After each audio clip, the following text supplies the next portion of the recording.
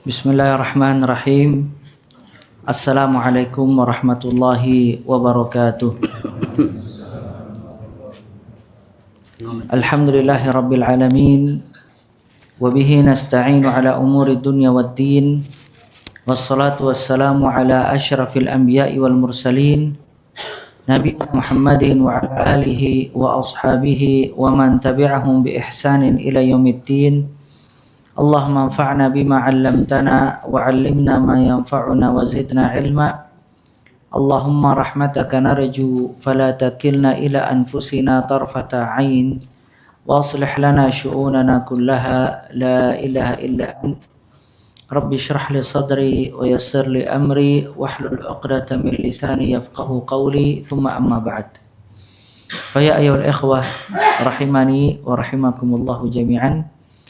Kita melanjutkan kajian membahas kitab Ad-Da' wad Dawa, buah karya dari Al-Imam Ibnul Qayyim Al-Jauzi rahimahullahu taala. Nah. Bismillahirrahmanirrahim. Dampak negatif maksiat dan dosa, poin ke-45 halaman 214. Poin ke-45, menjaga telinga dari hal-hal yang diharamkan. Selanjutnya, musuh tersebut berkata, cegahlah pos telinga agar tidak dimasuki hal-hal yang merusak urusan kalian. Berusahalah dengan sungguh-sungguh agar tidak ada yang memasuki telinga selain kebatilan. Hal ini akan terasa ringan dan indah bagi hawa nafsu. Pilihlah kata-kata yang manis dan paling membangun pikiran, lalu semurkanlah dengan apa yang diinginkan oleh hawa nafsu. Kemudian lontarkanlah kata-kata tersebut. Apabila kalian melihatnya condong kepada kata-kata tersebut, datangkanlah kata-kata lain yang serupa. Setiap kalian dapati bahwa ia menganggapnya baik, maka buatlah ia mengingat-ingatnya. Berhati-hatilah agar jangan sampai pos ini dimasuki oleh firman Allah, sabda Rasulnya, ataupun ucapan para pemberi nasihat. Jika kalian tidak mampu mencegah semua ini, maka cegahlah ia dari memahami, merenungi, dan mengambil pelajaran darinya, baik dengan cara memasukkan kebalikan dari ucapan-ucapan tersebut maupun membesar-besarkannya, sehingga terkesan bahwa ia terhalang darinya dan tidak ada jalan untuk mencapainya, hingga ia menganggapnya sebagai suatu beban yang berat bagi jiwa yang hendaknya tidak tersibukkan dengannya. Bisa jadi dengan cara merendahkan ucapan-ucapan tadi, lalu katakanlah bahwa seharusnya ia tersibukkan dengan perkara yang lebih tinggi, lebih menakjubkan, lebih mulia menurut kacamata manusia dan lebih banyak yang menerima. Adapun kebenaran adalah hal yang harus diabaikan. Orang yang mengucapkan kebenaran adalah orang yang menempatkan diri pada permusuhan. Oleh karena itu, meraih keuntungan dalam pandangan manusia lebih utama untuk dikedepankan. Atau gunakanlah cara-cara lain yang semisalnya. Kalian masukkan kebatilan kepadanya melalui setiap celah yang tidak didolaknya dan terasa ringan untuknya, serta keluarkan kebenaran darinya melalui setiap celah yang dibencinya dan terasa berat untuknya. Jika kamu ingin mengetahui hal ini, maka lihatlah saudara-saudara mereka dari kalangan syaitan manusia. Nah, Ibnul Qayyim rahimahullah, beliau masih menjelaskan tentang tipu daya syaitan. Bahwasanya maksiat ini madad, memberikan bantuan kepada syaitan untuk bisa menguasai manusia. Makanya apabila manusia berbuat dosa, itu lebih mudah bagi syaitan untuk menggoda dia. Sedangkan kalau dia menahan diri dari dosa, maka dia telah menutup pintu-pintu syaitan. Dan Ibnul Qayyim rahimahullah menjelaskan sebagaimana yang kita jelaskan pada pertemuan yang lalu, kalau antara kita dengan syaitan itu bagaikan seorang raja yang membentengi dirinya dengan benteng yang kuat. Maka syaitan berada di luar benteng. Dan raja dijaga dengan pengawal-pengawalnya, pasukan-pasukannya. Syaitan tidak bisa masuk ke dalam benteng tersebut, melainkan kalau ada yang menolong dia untuk bisa masuk ke raja. Maka biasanya banyak pengawal-pengawal raja dan pasukan-pasukannya yang berkhianat. Raja adalah hati dan sisanya adalah pengawal pasukan mata, telinga, kaki, dan tangan. Nah, apabila mata kita berkhianat, tidak taat kepada Allah, apabila telinga kita berkhianat, tangan kita berbuat dosa, bisikan syaitan dan yang lainnya, maka itu bisa masuk untuk membunuh raja tadi. Nah, ini gambaran apabila anggota badan tidak dijaga dengan baik dan kita tidak membentengi diri kita dengan baik dan kita berbuat dosa, maka itu memberikan bantuan yang sangat besar. Syaitan masuk ke tubuh kita dan menguasai diri kita dan menjerumuskan kita kepada dosa-dosa yang lain. Maka ini kewajiban seorang muslim untuk membentengi dirinya dari semua tipu daya syaitan. Makanya aulia Allah, kekasih-kekasih Allah Azza wa Jal, dijamin pendengarannya, matanya, tangannya, dan kakinya oleh Allah Azza wa Jal. Ketika dia mengerjakan kewajiban dan meninggalkan yang haram, ditambah dengan mengerjakan yang sunnah, meninggalkan yang makruh, maka Allah menjadi kekasihnya. Allah mencintai dia dan dia mencintai Allah Azza wa Jal. Dan apabila dia dicintai oleh Allah Azza wa Jal, kata Allah Azza wa Jal dalam hadithul Qudsi, kuntu sam'ahu alladhi yasma'u bih, wa basarahu alladhi yubsiru bih, wa yadahu allati yabtishu biha, wa rijluhu allati yamshi biha. Kata Allah Azza wa Jal, aku menjadi pendengarannya ketika dia mendengar, dan aku menjadi penglihatannya ketika dia melihat, dan aku tangannya ketika dia bergerak, dan aku kakinya ketika dia melangkah. Kata para ulama, apa maksud dari perkataan ini hadithul qudsi? Kata mereka, Allah menjamin kebaikan hamba, anggota tubuhnya dari terjerumus ke perbuatan-perbuatan yang haram. Maka kalau dia berbuat dosa, dia membuka kesempatan. Tapi kalau dia menjalankan ketaatan dengan baik, menahan diri dari hawa nafsu, selalu melawan godaan-godaan syaitan, maka Allah menjadi penjaganya. Dan apabila dijaga oleh Allah, kata Allah Azza wa Jal, fallah khairun hafizah, Allah sebaik-baik penjaga. Maka disebutkan di dalam hadis, Nabi SAW pernah berjalan kemudian mendengar suara seruling. Kemudian Nabi SAW menutup telinganya rapat-rapat, tidak ingin mendengar suara tadi. Kata para ulama, maksudnya Allah menjaga pendengaran Nabi SAW hingga Nabi SAW tidak mendengar suara seruling tadi. Karena Nabi SAW manusia terbaik, kekasih Allah, Khalilullah, maka Allah tidak ridha apabila dia mendengar hal-hal yang dimurkai oleh Allah Azza wa Jalla. Maka apabila ada manusia, matanya selalu dijaga dari perbuatan yang haram, telinganya dijaga dari perbuatan yang haram, dan seterusnya, itu menunjukkan kalau dia dijaga oleh Allah Azza wa Jalla. Begitu juga sebaliknya, kalau dia melepaskan semuanya, melampiaskan syahwatnya, mengikuti hawa nafsu, maka telinga, mata, tangan, dan kaki pasti terjerumus dengan perbuatan-perbuatan dosa, yang ujungnya adalah berbuat kufur kepada Allah Azza wa Jalla. Nah, di sini Ibnul Qayyim rahimahullah menjelaskan, setelah secara global beliau menjelaskan pentingnya menjaga telinga atau pendengaran dari mendengar hal-hal yang haram. Karena salah satu tipu daya syaitan untuk bisa masuk ke dalam tubuh manusia dan menjerumuskan dia kepada dosa dan maksiat adalah telinga, pendengaran. Ya, dengan pendengaran dia bisa mendengarkan yang haram atau yang terlarang, kemudian terpengaruh dari omongan tadi, kemudian dia jatuh di maksiat atau dia terkena syubhat atau yang semacamnya. Pendengaran ya ikhwah, as-sama' itu sebab hidayah dan sebab kesesatan. Kenapa sebab hidayah? Karena Allah Ta'ala menjadikan sebab hidayah di dalam Al-Quran dengan mendengar. Ya, dengan mendengar. Ya, as-sama'.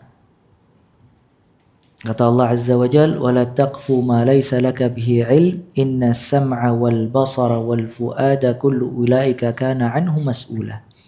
Janganlah kamu mengambil sikap apa yang kamu tidak memiliki dalil. Inna sam'. Sesungguhnya pendengaran, penglihatan, dan hati semuanya akan diminta pertanggungjawaban oleh Allah Azza wa Jal. Ya. Dan Allah mengatakan Al-Quran dzikra, pengingat dan zikir. Bagi siapa? Liman kana lahu qalb au alqas sam'a wa huwa syahid. Bagi orang-orang yang memiliki hati dan mendengarkan dengan baik. Ya. Dan orang-orang yang mendengarkan firman Allah fayattabi'una ahsanah.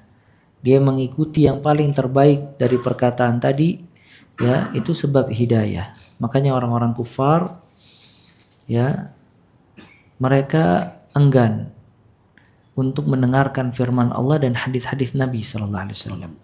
Antum lihat kalau baca kisah Nabi sallallahu alaihi wasallam, mereka berusaha untuk tidak mendengarkan apa yang disampaikan oleh Nabi alaihi salatu wassalam. Mereka menutup kuping.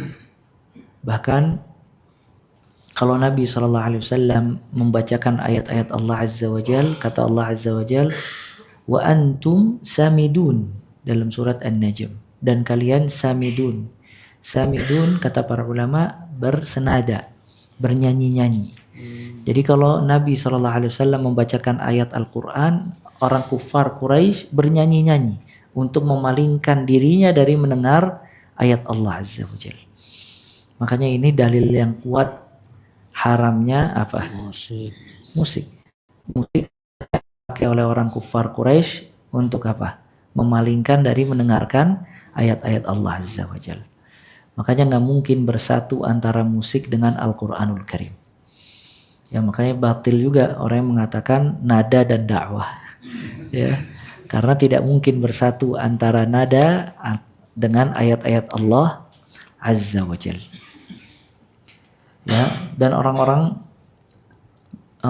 kufar Quraisy juga berusaha di antara hajjun Nabi, di antara petunjuk Nabi sallallahu alaihi wasallam, Nabi senantiasa berdakwah di musim-musim mawasimul khair, musim-musim kebaikan. Maksudnya di tempat-tempat manusia berkumpul, di waktu-waktu kebaikan, di situ Nabi memanfaatkan momen tersebut untuk berdakwah. Seperti waktu kapan? Haji. Di musim haji, tempat berkumpulnya manusia. Maka Nabi SAW memanfaatkan untuk berdakwah. Beliau datang ke kumpulan-kumpulan manusia, kemudian didakwahkan, diingatkan la ilaha illallah dan seterusnya. Itu orang-orang kufar Quraisy. Di belakang Nabi SAW mengatakan apa? Majnun, jangan didengar, ini orang gila. Sahir, ini orang sihir. Ya, syair, ini penyair. Kenapa orang kufar Quraisy melontarkan julukan-julukan tersebut kepada Nabi SAW di hadapan orang? Agar manusia tidak mengikuti Nabi SAW. Ya, tidak mengikuti Nabi Sallallahu Alaihi Wasallam. Dan Allah Ta'ala berfirman tentang kaumnya Nabi Nuh. Nabi Nuh alaihi salam ketika berdakwah kepada kaumnya menolak. Bahkan disebutkan oleh Allah, mereka menaruh asabi'ahum fi adhanihim. Menaruh jari mereka di telinga. Menutup, ya. Bahasa Arabnya usbur, satu jari. Tapi Allah memakai kalimat asabi'. Yang masuk ke jari satu, yang masuk ke kuping satu apa semua? Satu. Tapi kalimat itu asabi' menunjukkan mubalaghah. Kalau mereka saking tidak ingin mendengar perkataan Nuh alaihi salam, mereka benar-benar menutup kuping mereka. Bahkan kata Allah, wastaghshaw thiyabahum. Mereka menutup wajah mereka dengan baju. Tidak ingin mendengarkan perkataan Nuh alaihi salam. Kalau seandainya mereka mendengarkan perkataan Nuh, maka mereka akan mendapatkan hidayah. Ya, mendapatkan hidayah. Ya. Nah, ini pentingnya mendengarkan hak dan juga mendengarkan kebaikan. Kata Allah Azza wa Jal, wa idza quri'al Qur'an fastami'u lahu wa ansitu. Apabila dibacakan Al-Qur'an, fastami', dengarkanlah. Ya, dengar. Istima' itu mendengarkan dengan baik. Wa ansitu, dan diamlah. Semoga kalian dirahmati oleh Allah Azza wa Jalla. Ya, dan banyak perkataan salaf yang menunjukkan pentingnya mendengarkan kalimat-kalimat yang baik. Ya. Sebagian mereka berkata, atau salah seorang salaf berkata, rubba kalimatin khairum min mal. Al-mal yudghik wal kalimat tahdik. Berapa banyak kalimat-kalimat yang baik itu lebih baik dibandingkan harta. Karena harta kadangkala membuat orang melampaui batas, sedangkan nasihat, kalimat itu memberikan hidayah kepada manusia.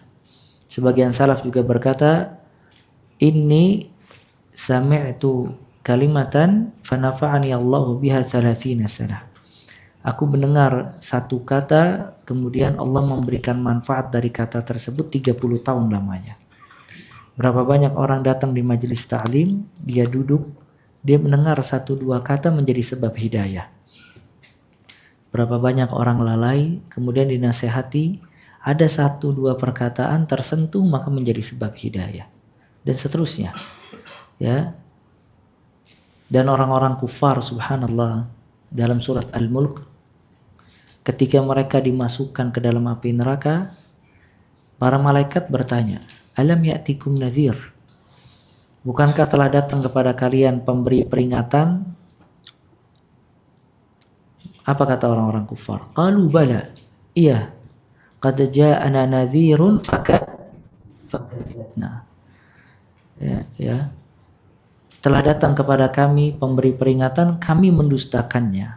Kemudian mereka mengucapkan kalimat penyesalan mereka, law kunna nasma'u au naqilu ma kunna fi ashabis sa'ir. Kalau seandainya kami mendengarkan dan memahami, kita tidak menjadi penghuni neraka. Nah, ini pentingnya istima', mendengarkan nasihat. Makanya ketika telinga atau pendengaran sebab kebaikan, maka syaitan datang menutup sebab kebaikan tersebut, dirubah menjadi sebab keburukan. Makanya yang didengar manusia banyak hal-hal yang haram dan berbahaya. Imma dia mendengarkan suatu hal yang haram seperti musik, adu domba, dan yang lainnya, atau dia mendengarkan syubhat. Ya, syubhat ya didengarkan oleh dia, kemudian dia termakan dengan syubhat tersebut, akhirnya dia jadi orang yang sesat. Dahulu kaum salaf, mereka menjauhi ahlul bid'ah dan tidak ingin mendengarkan syubhat ahlul bid'ah. Karena kalau mereka mendengarkan, khawatir terpengaruh, kemudian dia tersesat dengan kalimat tersebut.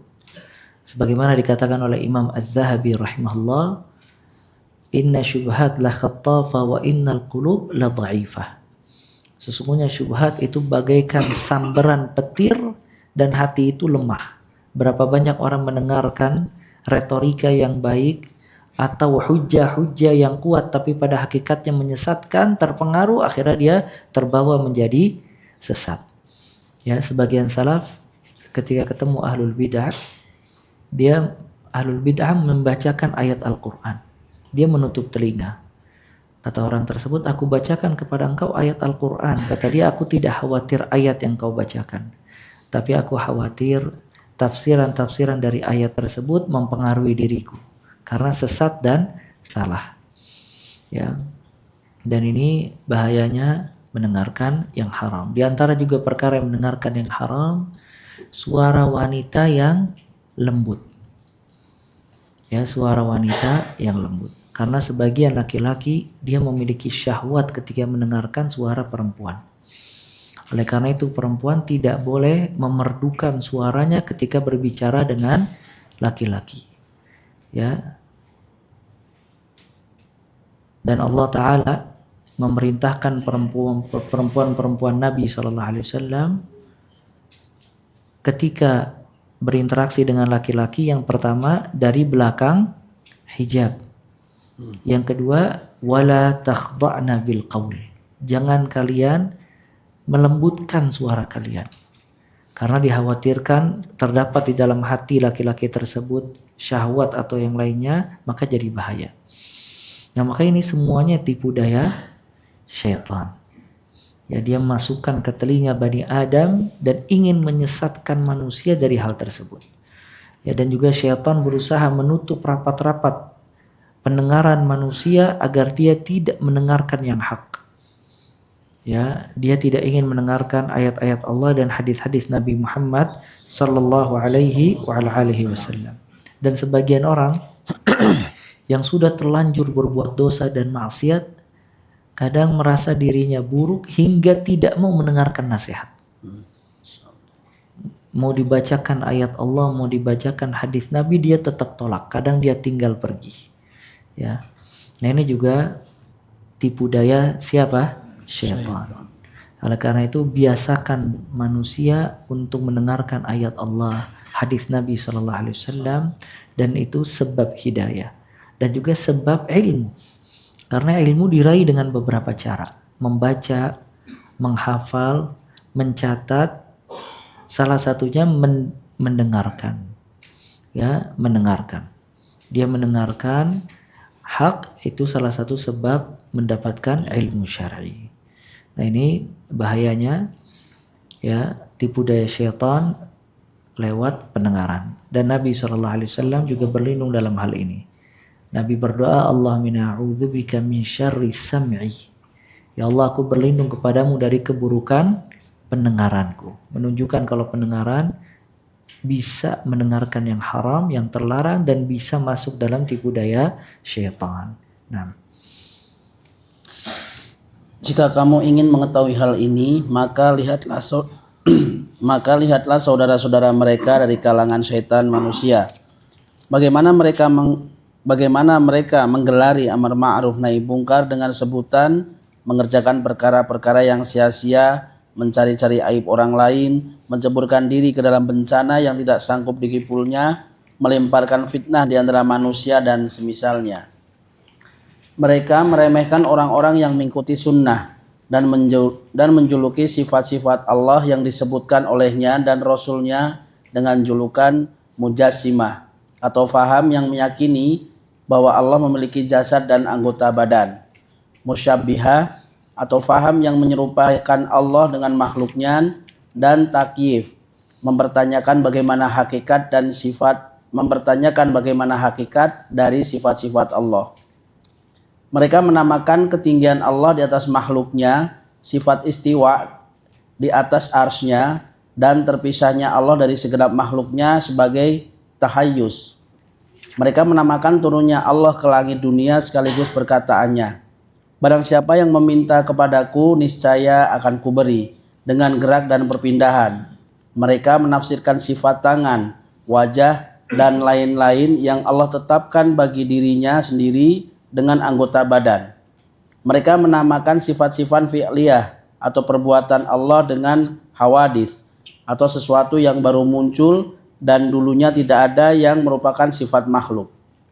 Mereka menamakan sifat-sifat zat Allah dengan a'rad atau karakter. Selanjutnya, dengan alasan ini, mereka menafikan sifat-sifat Allah tersebut. Mereka menipu orang-orang bodoh dan lemah akal dengan menyatakan bahwa konsekuensi dari penetapan sifat-sifat Allah yang disebutkan dalam kitabullah dan sunnah Rasulnya menuntut ditetapkannya hal itu. di sini Ibnul Qayyim menjelaskan kesesatan sebagian kelompok yang salah terhadap pemahaman Asmaul Husna dan sifat, al-asma wa sifat. Maka ini pentingnya ketika membaca kitab para ulama, kita memahami dasar-dasar ilmu agama agar menyambung, ya, sambung apa maksud dan tujuan kita paham, tujuan dia kita paham. Ya, di antara kesesatan kelompok-kelompok dalam al-asma wa sifat, mereka mensifati Allah bermacam-macam. Ya, dan mereka tidak mengagungkan Allah Azza wa Jal dalam bab al-asma wa sifat. Ya, sebagian mereka ada yang menyamakan Allah dengan makhluknya. Dia mengatakan kalau tangan Allah percis dengan tangan makhluk, wajah Allah percis dengan wajah makhluk, dan seterusnya. Sebagian lagi ada yang menta'til. Ta'til itu mengkosongkan sifat Allah. Allah memiliki tangan tanpa tangan. Karena kalau kita bilang Allah punya tangan, dia sama seperti makhluk. Kalau Allah tidak memiliki tangan, Allah mengatakan dia punya tangan. Jadi ta'til atau tafwid, dikosongkan maknanya. Sebagian mengingkari mengingkari sifat-sifat Allah Azza wa Jalla. Sebagian lagi mentahrif, merubah maknanya. Seperti hadis turunnya Allah ke langit dunia, maka dia mengatakan yang maksud dari turun adalah rahmat, bukan Allah Azza wa Jalla. Karena kalau Allah turun ke langit dunia, kapan Allah turun? Sedangkan malam berputar di setiap negara. Tandanya Allah setiap hari turun. Nah, orang-orang yang berkata seperti ini dan memiliki pemahaman seperti ini, mereka tidak mengagungkan Allah Azza wa Jalla. Karena Allah tidak sama dengan makhluk. Perbuatan Allah tidak sama dengan perbuatan makhluk. Walaupun namanya sama, namun hakikatnya berbeda. Maka Allah Ta'ala berfirman, "Laisa kamitslihi syai' wa huwas sami'ul basir." Allah tidak sama dengan apapun juga, dan dia maha mendengar lagi maha melihat. Ya. Makanya ya ikhwah, ilmu yang paling besar dan agung itu ilmu al-asma wa sifat. Karena kalau orang belajar al-asma wa sifat, dia belajar tentang Allah Azza wa Jalla. Seorang anak, kenapa dia cinta sama orang tuanya? Karena dia tahu kesungguhan orang tuanya mencari nafkah, mendidik dia, menyekolahkan dia, menginginkan dari diri dia kebaikan. Karena dia tahu karakter orang tua yang baik, dia cinta sama orang tuanya, dia sayang. Dan walillah masalul a'la, Allah memiliki permisalan yang lebih tinggi. Kalau seandainya seorang hamba mengetahui Allah dan Allah lebih cinta kepada dirinya dibandingkan orang tua, dia cinta kepada dia. Dia mengetahui nama-nama Allah dan sifat-sifatnya secara detail, maka dia akan mencintai Allah, tidak mungkin diragukan lagi. Ya, tidak mungkin diragukan lagi. Kata Ibnu Al-Qayyim rahimahullah, "Man 'arafa Allah bi asma'ihi wa sifatihi ahabbahu la mahala." Barang siapa yang mengetahui Allah lewat nama-nama dan sifat-sifatnya, pasti mencintai Allah, tidak mungkin dia tidak cinta. Makanya pentingnya di sini belajar al-asma was sifat. Karena semua yang terjadi di alam semesta ini ada kaitannya dengan nama-nama dan sifat-sifat Allah Azza wa Jalla. Katakanlah seseorang belajar, maka belajar ada hidayah Allah, itu berasal dari nama Al-Hadi. Allah yang memberikan hidayah agar dia belajar. Seseorang keluar rumah mencari rizki, maka ada kaitan dengan nama Allah Ar-Razzaq, karena dia mencari rizki Allah. Ya, seseorang berdoa dan memohon kepada Allah, ya, maka ada nama Allah As-Sami' yang maha mendengar dan menjawab doa-doa hambanya. Makanya semua yang dilakukan manusia dan yang terjadi di alam semesta itu ada kaitannya dengan al-asma was sifat. Ya, maka dengan mempelajari al-asma was sifat, seseorang bertambah imannya dan mencintai Allah Azza wa Jalla. Kurangnya takwa, banyak terjerumus di dalam dosa dan maksiat, keputusasaan, dan seterusnya, itu sebab dhaaf, kelemahan dia dalam memahami al-asma was sifat. Nah, sedangkan pembahasan al-asma was sifat, pembahasan yang sangat besar dan agung, dia berkaitan dengan kaidah-kaidah, berkaitan dengan kandungan dari nama-nama dan sifat-sifat Allah Azza wa Jal, kemudian juga berkaitan dengan bantahan terhadap firqah-firqah sesat seputar al-asma was sifat. Nah, di sini Ibnu Qayyim mengatakan di antara bahayanya mendengarkan syubhat kelompok-kelompok tadi yang sesat terhadap al-asma was sifat. Nah, Mereka menyamarkan sifat ta'til atau menolak sifat-sifat Allah dengan dalil menyucikan dan mengagungkan Allah. Akibatnya, mayoritas manusia, yaitu orang-orang yang lemah akalnya, menerima hal ini dari satu sisi dan menolaknya dari sisi yang lain. Allah Subhanahu wa taala berfirman, dan demikianlah untuk setiap nabi kami menjadikan musuh yang terdiri dari setan, manusia dan jin. Sebagian mereka membisikkan kepada sebagian yang lain perkataan yang indah sebagai tipuan. Surat Al-An'am ayat 112. Allah Subhanahu wa taala menamakan Antum perkataan lihat, wa kadzalika ja'alna likulli nabiyyin aduwan syayatin al-insi wal jin yuhi ba'duhum ila ba'din zukhrufal qawli ghurur. Begitu pula kami jadikan di setiap nabi musuh dari syaitan, baik manusia maupun jin. Yuhi ba'duhum ila ba'd. Mereka saling mewahyukan sebagian mereka kepada sebagian yang lain dan memperhias perkataan yang banyak penuh tipuan. Ayat ini menunjukkan semua para nabi memiliki adu, memiliki apa? Musuh. Ya, dia memiliki musuh. Makanya semua yang meneruskan estafet dakwanya Nabi pasti dimusuhi.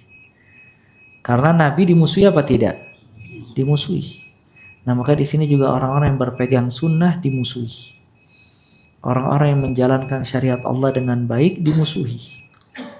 Ya, orang-orang yang berusaha menegakkan perintah Allah dan menjauhi larangannya dimusuhi. Ya, karena Nabi dijadikan oleh Allah ada musuh, baik dari kalangan jin maupun manusia, dan jin manusia bersatu padu dalam memusuhi orang-orang baik. Ya, salah satu tipu daya mereka zukhrufal qaul. Mereka memperhias perkataan yang menipu. Ya, makanya yang paling dikhawatirkan sama Nabi sallallahu alaihi wasallam orang munafik yang pintar berbicara. Ya, jadi kalau ada dai-dai sesat yang pintar berbicara, itu yang paling dikhawatirkan oleh Nabi sallallahu alaihi wasallam. Ya, karena sebagian dai-dai sesat dan sebagian manusia dikasih oleh Allah bayan dan fasahah. Dikasih oleh Allah pintar berbicara dan merangkai kata. Ya, maka orang kalau mendengarkan pasti terpengaruh.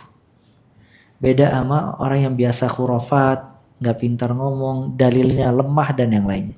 Cuman kalau orang ada yang pintar berbicara, dia hafal ayat, hafal hadis, kadang bisa meyakinkan hafalan dia kepada manusia, dia memiliki retorika yang bagus, penyampaian yang bagus, orang kalau duduk akan terpukau dan silau dengan omongan dia.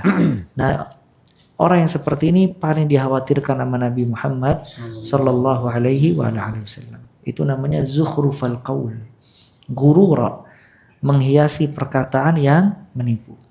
Iblis laknatullah alaih ketika menggoda Adam alaihissalam dengan Hawa, dia goda dengan apa?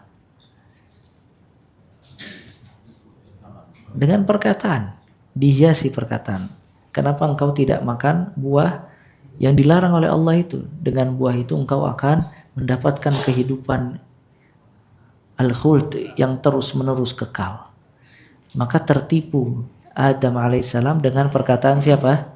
Iblis. Itu zukhrufal qaul. Ya, dan ini bahayanya syubhat, bahayanya tipu daya syaitan dan juga manusia yang memiliki retorika. Dan hadis Nabi sallallahu alaihi wasallam yang mengatakan inna minal bayan la sihra. Sesungguhnya sebagian perkataan itu dapat menyihir. Jadi ada sebagian orang bisa menyihir lewat perkataan. Makanya orang yang mengadu domba lebih dahsyat pengaruhnya dibandingkan sihir. Karena adu domba bisa merusak hubungan manusia dalam waktu singkat yang gak bisa dilakukan oleh tukang sihir. Tukang sihir kadang prakteknya belum tentu terkena atau belum tentu tepat sasaran atau gagal. Tapi adu domba bisa cepat. Ya. Nah, ini pentingnya kita mengetahui musuh kita, dan semua orang yang berdakwah dia harus tahu ya kalau dia pasti dimusuhi dan ada orang-orang yang menentang dirinya. Sampai kata para ulama, kalau seseorang berdakwah mempertahankan agama Allah namun dia tidak dimusuhi, dipertanyakan kenapa kok dia tidak dimusuhi, sedangkan Nabi Muhammad SAW dimusuhi apa tidak? Sangat dimusuhi. Kenapa kok dia tidak dimusuhi? Imma kurangnya ikhlas, atau mengikuti kemauan manusia, atau minimnya pemahaman dia, atau kurang amar ma'ruf nahi mungkar, dan seterusnya. Nah, Allah Subhanahu wa taala menamakan perkataan yang disebut dalam ayat di atas dengan zukhruf atau perkataan yang indah, meskipun sebenarnya perkataan tadi batil. Karena pemiliknya menghiasi ucapannya tersebut semampunya, lalu melontarkannya kepada pendengaran orang yang tertipu hingga akhirnya orang itu terpedaya. Maksudnya, syaitan menjaga pos telinga serta memasukkan ke dalamnya perkara-perkara yang tidak bermanfaat dan membahayakan seorang hamba. Ia juga menjaga agar perkara yang tidak bermanfaat tidak masuk ke dalamnya. Ia juga menjaga agar perkara yang bermanfaat tidak masuk ke dalamnya. Kalaupun masuk di luar kehendaknya, ia berusaha untuk merusaknya. itu intinya. Jadi syaitan berusaha menggoda manusia lewat pendengarannya, baik dimasukkan mudarat atau didengarkan hal-hal yang tidak bermanfaat. Kalaupun sudah masuk perkataan yang bermanfaat lewat pendengarannya, maka syaitan berusaha untuk merusak hal tadi. Dia udah kenal sunnah, dia ingin mentauhidkan Allah, datang syaitan. Nanti kalau kamu berbuat ini, kamu akan dibenci oleh manusia, maka orang itu meninggalkannya. Kalau kamu berbuat ini, maka kamu akan mendapatkan kerugian ekonomi yang sangat besar, maka dia meninggalkannya. Maka itu semuanya zukhrufal qaul, perhiasan perkataan yang pada hakikatnya adalah tipuan dan kebatilan. Maka kita memohon kepada Allah as-sabat, ketetapan, dan memohon kepada Allah hidayah agar Allah menjaga kita dan memperbaiki sisa usia kita dan menjadikan kita orang-orang yang dikasih hidayah oleh Allah, diwafatkan di atas husnul khatimah dan diselamatkan dari su'ul khatimah. Amin amin ya rabbal alamin. Kita cukupkan sampai di sini, sisa waktunya mungkin buat tanya jawab. Wassallallahu alaihi wasallam Muhammad wa akhiru da'wana alhamdulillahi rabbil alamin. Ada pertanyaan sebelum ditutup, ada yang ditanyakan? Tafadhal. Ada pertanyaan? Atau cukup hari merdeka? Hari merdeka. Tapi kalau fadhal, Mbak. Hari merdeka. Assalamualaikum warahmatullahi wabarakatuh. Assalamualaikum.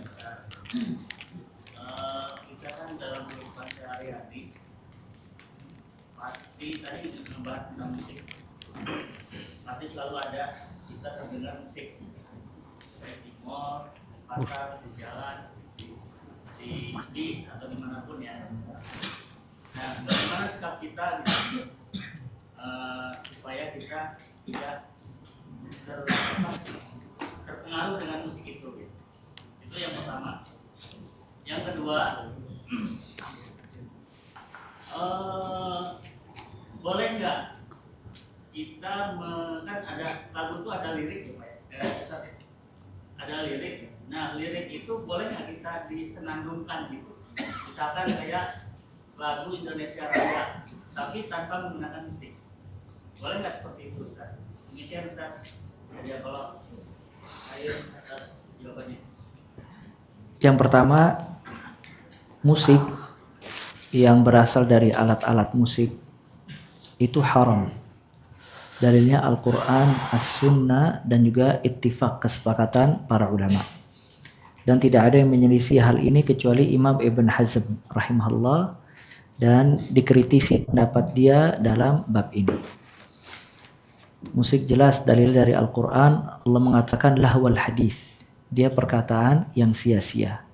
Dan dari hadis Nabi SAW, Nabi mengatakan akan datang dari umatku yang akan menghalalkan beberapa hal, diantaranya ma'azif, alat-alat musik. Maka alat musik ini hukumnya haram, cuma nanti di akhir zaman akan dihalalkan oleh umat Nabi SAW.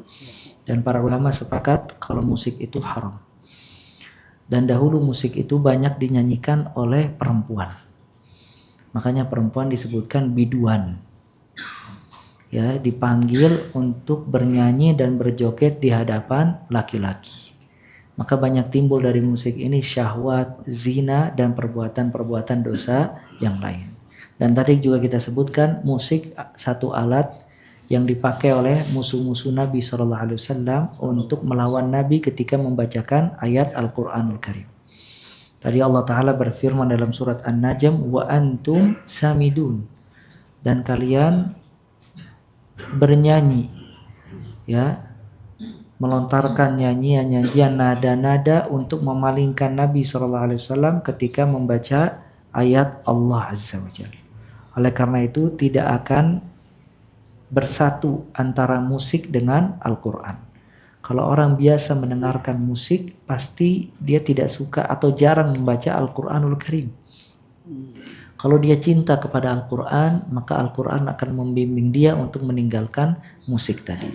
Karena musik mengeraskan hati, sedangkan Al-Quran melembutkan hati tadi. Apalagi sebagian musik dinyanyikan oleh perempuan, maka biasanya menimbulkan syahwat di dalam hati.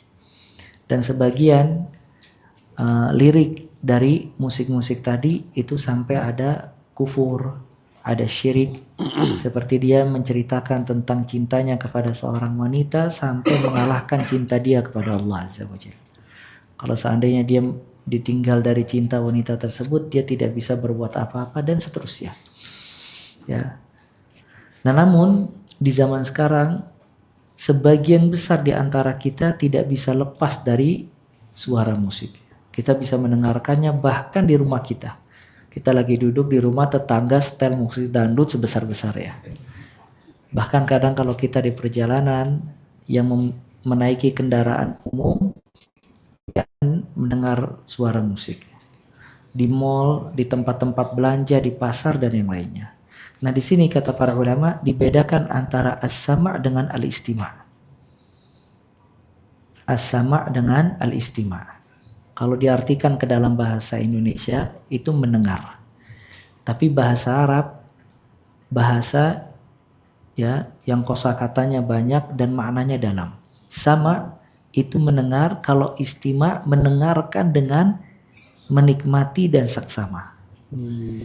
Jadi kalau misalnya antum belanja di satu toko tersebut setel musik. Kalau kita hanya mendengar tapi kita tidak istima, itu insya Allah tidak berdosa. Bisa dipahami ya? Karena dia masuk ke kuping kita, kita pasti mendengar. Tapi kita tidak istima, tidak mendengarkannya dengan menikmati. Kalau dia dengar kepalanya goyang-goyang, tandanya dia masuknya apa?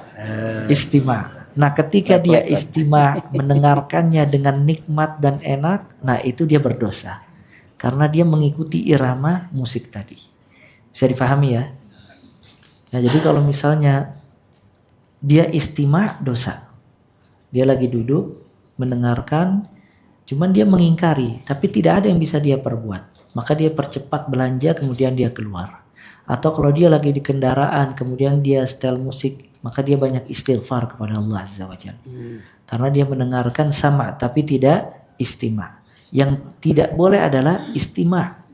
Maka orang yang mendengarkan musik lewat HP atau yang lainnya, dia yastami', mendengarkan dan menikmati musik tadi. Nah, ini yang haram. Maka tadi kata Allah Azza wa Jalla, fa idza quri'al Qur'an wa idza quri'al Qur'an fastami'u lahu wa ansitu. Apabila dibacakan Al-Qur'an, fastami'u, bukan fasma', tapi dengarkanlah dengan seksama. Wa ansitu, dan diamlah, la'allakum turhamun. Adapun yang tadi disebutkan yang kedua, mungkin lebih dekat kepada nasyid.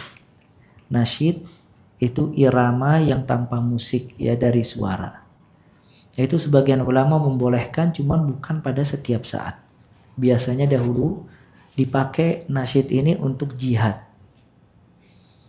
Ketika jihad, sebagian membolehkan musik untuk menambah semangat. Maka banyak nasyid itu dipakai dalam jihad, ya, menambah semangat pasukan di dalam berperang atau menghilangkan keletihan mereka. Namun kalau orang banyak memakai nasyid di momen sekarang, bertipu daya untuk tidak bisa bernyanyi atau musik. Karena dia tahu kalau nyanyi atau musik akhirnya haram jatuhnya. Akhirnya dia buat nasyid, namanya nasyid Islam. Nah akhirnya dia bernasyid terus. Dari satu album ke album yang lain. Dari satu album ke album yang lain. Nah ini nggak boleh terlarang. Karena ya ikhwah, tidak ada yang paling terbaik dilakukan oleh seorang muslim kecuali dia banyak membaca firman Allah Azza wa Jalla. Jangan sampai hal-hal tersebut menjauhkan dia dan menghalangi dia dari firman Allah Subhanahu wa taala. Kalau seandainya dia ingin menambah semangat, maka firman Allah cukuplah akan hal tersebut. Kalau dia ingin menghilangkan kejenuhan, maka firman Allah yang paling terbaik. Ya, jadi kalau misalnya nasyid dipakai untuk menjauhkan seseorang dari firman Allah, maka lebih baik ditinggalkan dan tidak boleh. Wallahu a'lam bishawab. Bagi nasyid-nasyid yang ada sekarang ini banyak kesalahan ya, dan juga banyak berlebihan ya. Wallahu ta'ala alam bishawab. Tafadhal, ada lagi yang ditanyakan? Ya, fadhal. Bagaimana dengan hukum nada ritme? Karena kadang kita ini suka dinyinyirin, kalian itu katanya mengharamkan musik, tapi di handphone kalian itu nada deringnya musik semua. Gimana?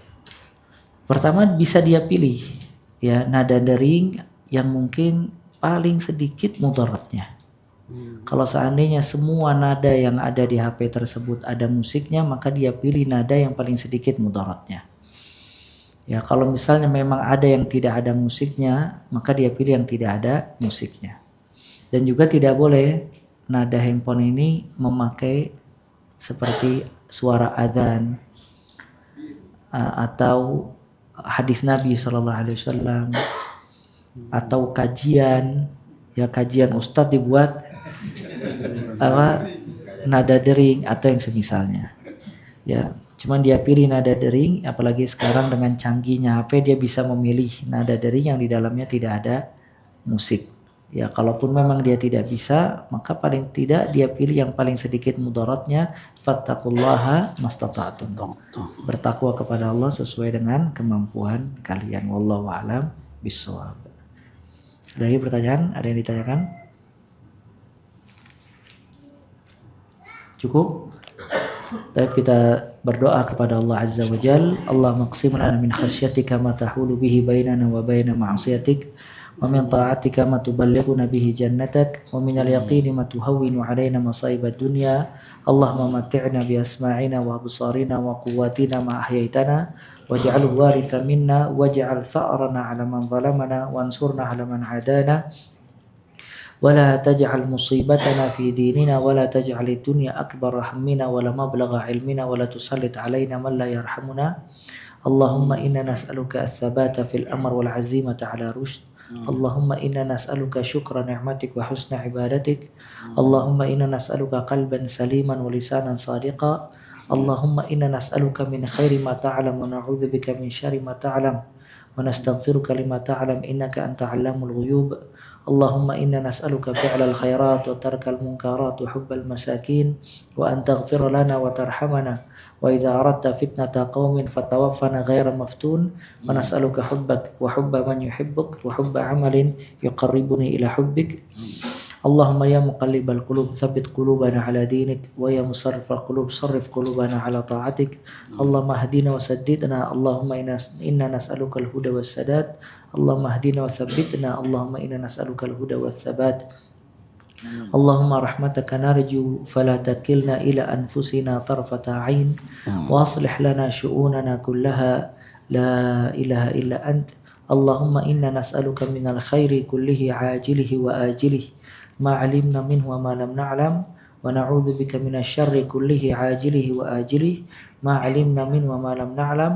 اللهم إنا نسألك الجنة وما قرب إليها من قول أو عمل ونعوذ بك من النار وما قرب إليها من قول أو عمل.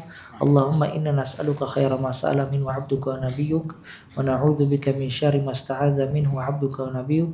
اللهم إنا نسألك أن تجعل كل قضاء قضيته لنا بخير. اللهم إنا نسألك إيمانا لا يرتد ونعيما لا ينقطع ومرافقة نبيك محمد صلى الله عليه وسلم في أعلى جنة الخلد آمين. اللهم إنا نسألك جنة الفردوس الأعلى ونستجير بك من النار. Allahumma inna nas'aluka jannatal firdaus ala wa nastajiru bika minan nar. Allahumma inna nas'aluka jannatal firdaus ala wa nastajiru bika minan nar. Rabbana hab lana min azwajina wa dhurriyyatina qurrata a'yun waj'alna lil muttaqina imama. Rabbana hab lana minas salihin. Rabbana hab lana min ladunka dhurriyyatan thayyibah innaka sami'ud du'a. Rabbana ighfir lana wa liwalidina warhamhum kama rabbawna sighara. Allahumma atina fid dunya hasanah wa fil akhirati hasanah wa qina adzaban nar. Wa sallallahu wa baraka ala abdika rasulika Muhammad wa akhiru da'wana alhamdulillahi rabbil alamin. Subhanakallahumma bihamdik asyhadu an la ilaha illa anta astaghfiruka wa atubu ilaik. Insyaallah kalau tidak ada halangan pekan depan kita daurah di hari Sabtu. Kalau tidak ada halangan, adapun judulnya menyusul insyaallah. Assalamualaikum warahmatullahi wabarakatuh. Waalaikumsalam.